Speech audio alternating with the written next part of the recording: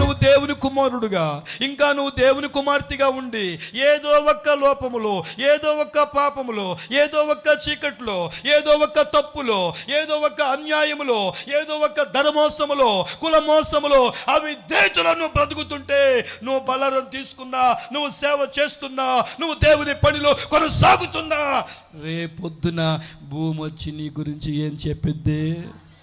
అయ్యా ఆ వేషం నాకు తెలుసు నాయన, ఆ డాషం నాకు తెలుసు. అయ్యో ఎక్కడే ముసుగేసిందో నాయన, ఎక్కడ ఏ వేషం వేసిందో నేను చెబుతానయ్యా, నీ పిల్లలే కానీ, నీ కుమారుడే కానీ అని భూమి సాక్ష్యం ఇస్తే, ఆకాశం సాక్ష్యం ఇస్తే ఇంకా తప్పించుకోవడానికి అవకాశం ఉందా అమ్మా? అమ్మా చెప్పమ్మా.